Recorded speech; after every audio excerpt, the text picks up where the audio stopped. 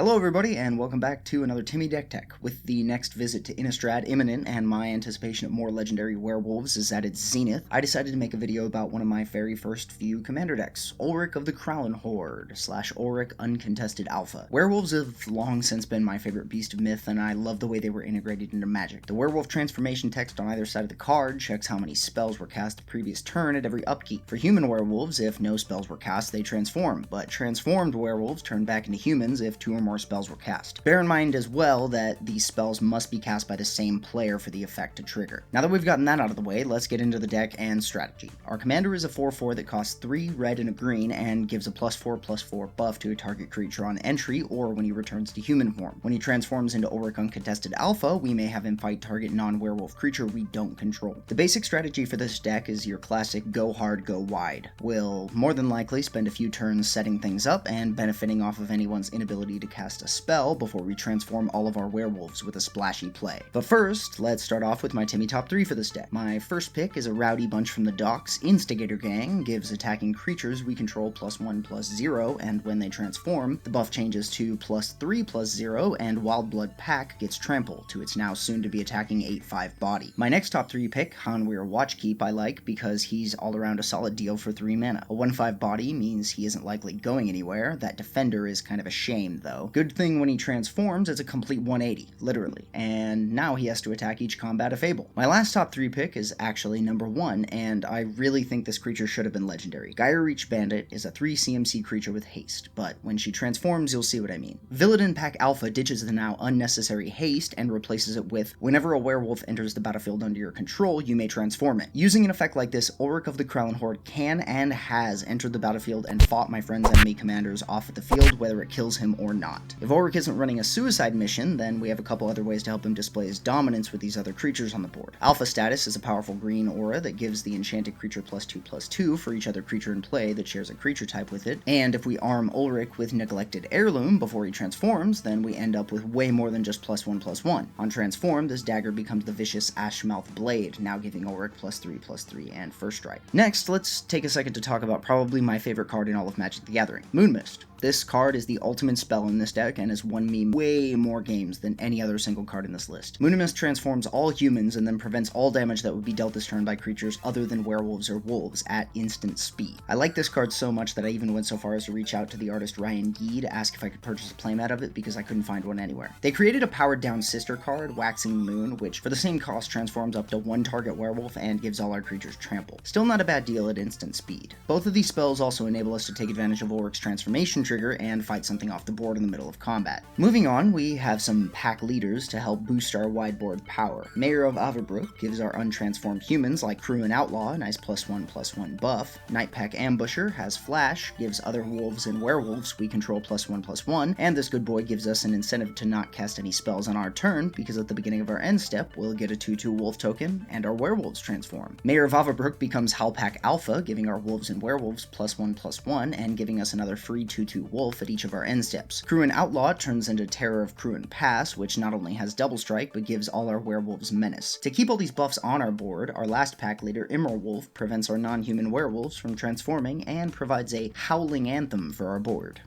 Look at that beautiful thing.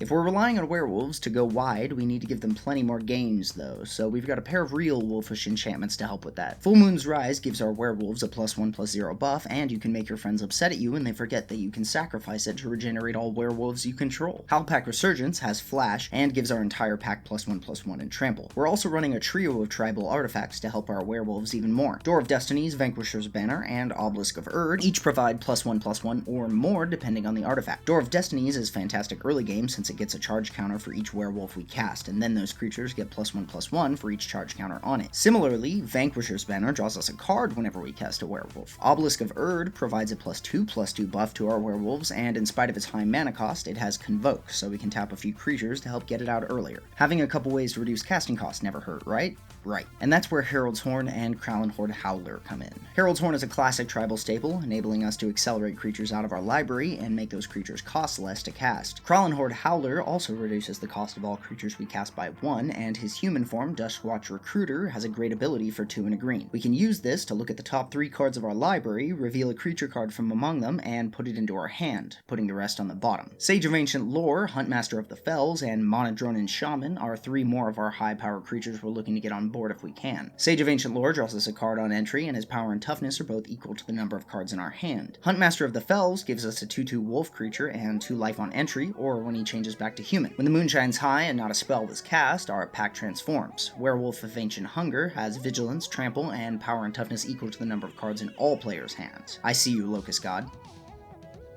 Tovolar's Mage Hunter deals 2 damage to an opponent whenever they cast a spell, keeping opponents hesitant to cast. Finally, Ravager of the Fells gains Trample, and whenever he transforms into Ravager of the Fells, he deals 2 damage to a target opponent and 2 damage to target creature they control. We still have a hefty pack of creatures yet. Ulvenwald Mystics / Primordials can regenerate for 1 green in werewolf form. Breakneck Rider / Neckbreaker gives our attacking creatures a +1/+0 buff and trample. Kessig Forgemaster / Flameheart Werewolf deals 1 or 2 damage to a creature that it blocks or is blocked by, depending on its transformation. Scorned Villager and Ulvenwald Captive both provide 1 green mana when tapped. When transformed, they both provide 2 mana, but only Moonscarred Werewolf retains the green coloring. Village Messenger is a great turn 1 spell with haste, and its transformation into Moonrise Intruder trades the haste for Menace. Field to City, Gatstaff Shepherd, and Gatstaff Arsonist gain Intimidate and Menace respectively when they transform. Lambholt Pacifist, Tormented Pariah, Solitary Hunter, and Villagers of Estwald all have no real abilities, but they all become much bigger on transform, perhaps baiting our opponent's removal before we play our more important pieces. These next old dogs have no shortage of new tricks. The card that spoiled Ulrich with its flavor text and art, Ulrich's Kindred, can make target attacking wolf or werewolf indestructible until end of turn for 3 and a green. Somberwald Alpha can give target creature trample until end of turn, and whenever our creatures become blocked, they get a little +1/+1 buff. To save our pack if it's not our turn, Spirit of the Hunt has flash and gives our wolves and werewolves +0/+3 until end of turn. To buff any of the creatures that we already have out on our side of the board, we can cast Wolfir Silverheart. Its Soulbond ability gives it and the soul-bonded creature +4/+4 as long as both are on the battlefield. Finally, our most powerful alpha dog of all, Ferocious Pup, brings 2 creatures for the price of 1. I refuse to believe there's a better creature in this deck.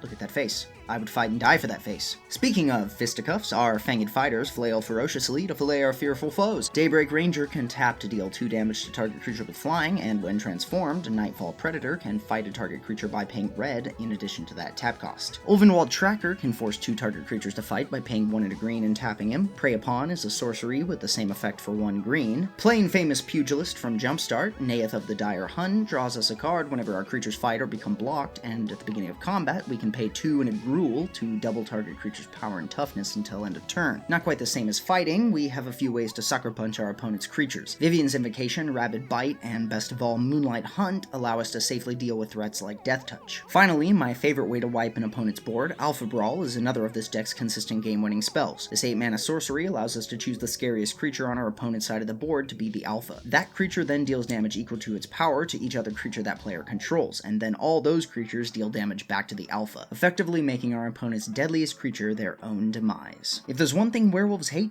it's a collar, especially Avacyn's Collar. And with an Ancient Grudge, we can destroy 2 problem artifacts since it has flashback. Afflicted Deserter / Werewolf Ransacker additionally destroys a target artifact whenever he transforms, and if that artifact is put into a graveyard this way, he deals 3 damage to that artifact's controller. Lastly, I'm running my favorite spike spell, Decimate. 4 targets, 4 mana. Our very last werewolf is the Wolfwalker Arlen Cord. I include both versions of her because, flavor. Arlen, Voice of the Pack, gives each wolf or werewolf a +1/+1 counter when they enter the battlefield, and we can use her -2 for at least 3 wolf tokens. Arlen Cord / Arlen Embraced by the Moon has a few abilities, so hold on to your hats, folks. Her +1 gives a creature +2/+2 in Vigilance and Haste. 0 gives us a 2/2 wolf and transforms Arlen. Once transformed, her new +1 gives a creature +1/+1 in Trample. -1 deals 3 damage damage to a creature or player and transforms her back. Finally, -6 gives us her emblem, which gives all our creatures a tap ability that allows them to deal damage equal to their power to a creature or player. Our last group of creatures aren't very wolfish, but they help support our pack anyway. Somberwald Sage is a mana dork that taps for 3 mana of any one color to be used exclusively for creature spells. Archetype of Aggression is an awesome include for another way to provide trample for us and no one else. For a final charge, Stonehoof Chieftain is an 8/8 with trample indestructible and the ability to give those 2 traits to other creatures when they attack. Xenagos, God of Revels, and Perforos, God of the Forge are the 2 gods we'll be worshipping to support combat even further and slowly ping our opponents down as we fill our board with creatures. Speaking of filling our board with creatures, Descendant's Path is a wild gamble at the beginning of our upkeep. If we're lucky and reveal a creature from the top of our library that shares a type with one already on our battlefield, we can cast it for free. Unfortunately, if it's a killer spell, we lose it to the bottom.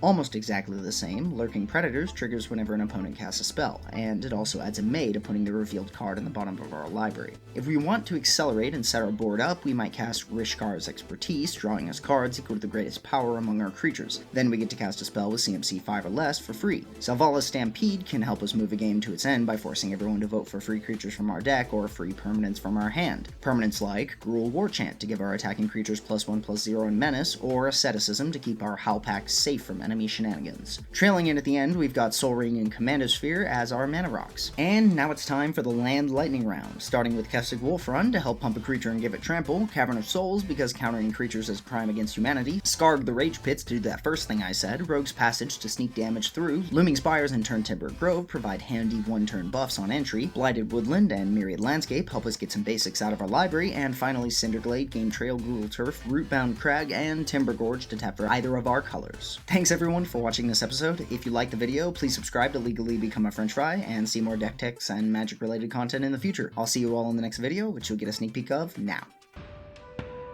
Even in single combat, I am never